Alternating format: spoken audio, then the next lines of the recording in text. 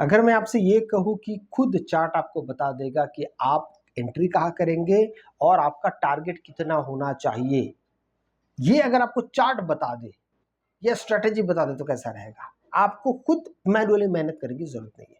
आइए सीधा indicator section में चलेंगे। यहां पर आप लिखिए ट्रेंड, TREND, ट्रेंड टारगेट।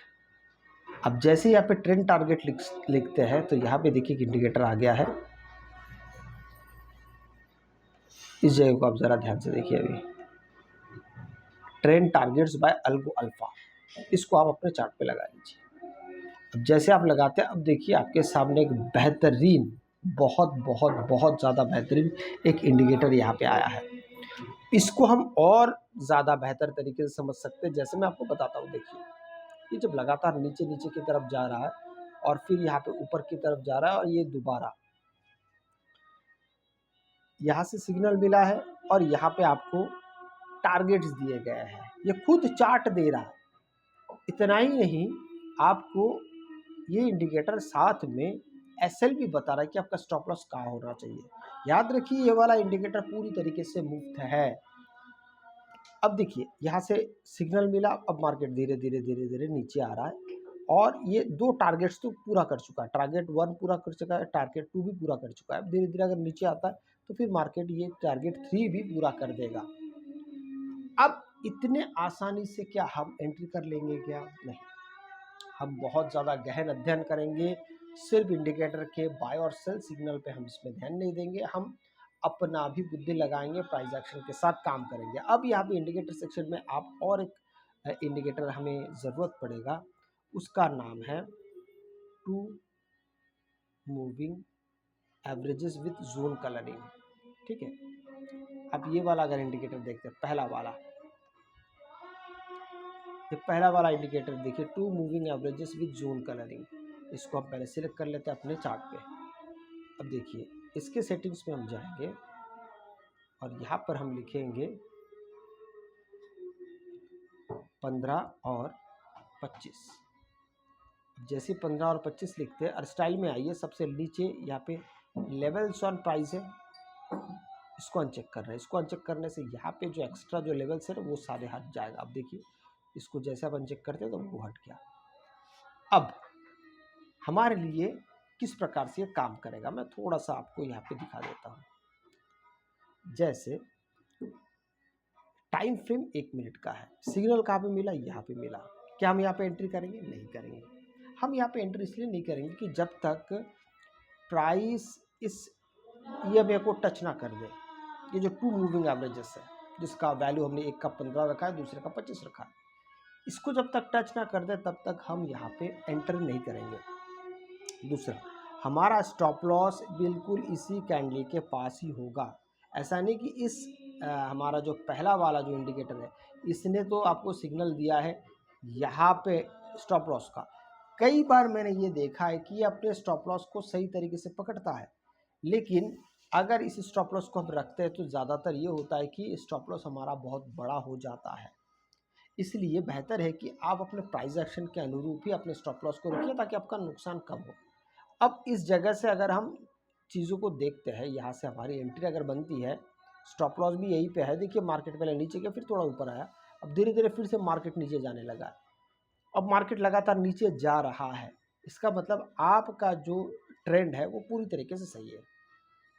अब दूसरा वाला यहाँ पर देखिए, ध्यान से देखिए, यहाँ से आपको पहला वाला मिलता है सिग्नल, लेकिन सिग्नल मिलते ही हम यहाँ पे हम एंट्री कर लेंगे? नहीं करेंगे। हम इसलिए नहीं करेंगे क्योंकि जब तक हमें यहाँ पर पुल बैक ना मिल जाए। पुल बैक हमको यहाँ पर मिला, हमारा स्टॉप लॉस ये है। अब मार्केट यहाँ से घूम चुका है, आप देखेंगे यहाँ से घूम चुका है, नीचे गया और यहाँ पे आपके साथ टारगेट, आपको 1 या 2 टारगेट शायद मिल गया होगा। अब मार्केट यहाँ से घूम रहा है और पूरी तरीके से जब घूम गया तो आपका यहाँ पे, अगर आपने मान लेते हैं कि आपने यहाँ पे एग्जिट नहीं किया तो आपका स्टॉप लॉस भी यहाँ पे हिट हो गया होगा। इसीलिए मैं आपको एक बहुत आसान सुझाव यही दूंगा कि आप शुरुआत के एक या दूसरे टारगेट तक ही वेट करिए, उसके बाद मार्केट से एग्जिट हो जाइए।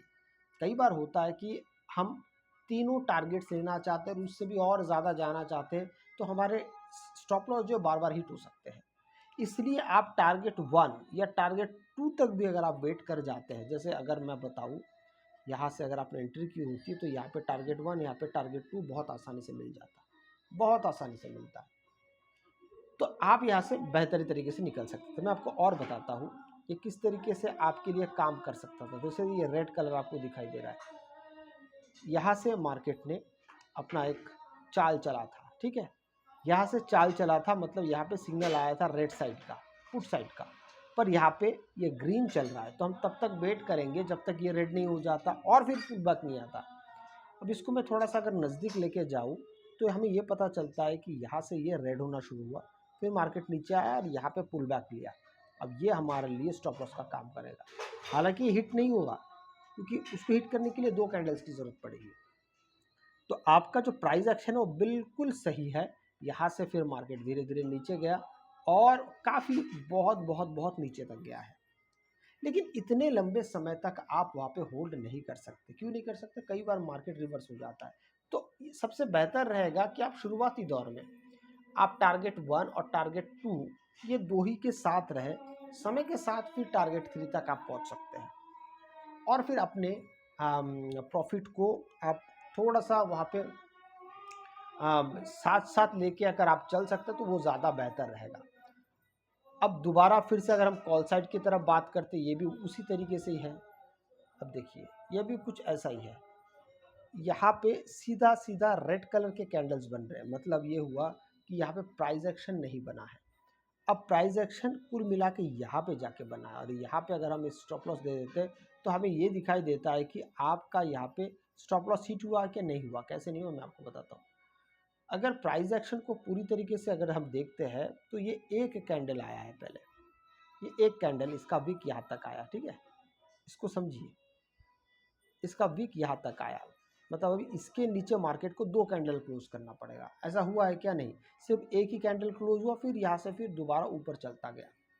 इसीलिए मार्केट में ये जो कैंडल्स का विक होता है ये भी हमारे लिए बहुत इंपॉर्टेंट मायने रखता है, बहुत ज़रूरी ये हमारे लिए काम करता है। अब देखिए यहाँ से फिर आपने यहाँ से अगर एंट्री बनाई होती इस जगह से, ये पुल बैक है, ये पुल बैक का एरिया है, यहाँ से आपने एंट्री बनाया होता। अब मार्केट यहाँ से धीरे धीरे धीरे धीरे आपके दोनों टारगेट्स यहाँ पे आपके हिट कर देते। तो इस तरीके से आप चीज़ों को, हाँ एक बात है, ऐसे स्ट्रेटेजी में जैसे यहाँ पे देखिए ये पुट साइड में आपको यहाँ पे एंट्री दे रहा है, यहाँ पे एंट्री दे रहा है, पर ये सारे के सारे ग्रीन कैंडल्स है, ऊपर जा रहा है, प्राइस एक्शन बना ही नहीं है, तो आप एंट्री भी नहीं कर रहे हैं। मतलब सिर्फ सिग्नल्स देख के हम यहाँ पे एंट्री नहीं करें, हम पूरी तरीके से प्राइस एक्शन को ध्यान में रख के काम करें। अगर आपको वीडियो अच्छा लगे तो लाइक से सब्सक्राइब जरूर कीजिएगा। आपसे मैं अगले वीडियो मिलता हूँ, तब तक के लिए जय हिंद।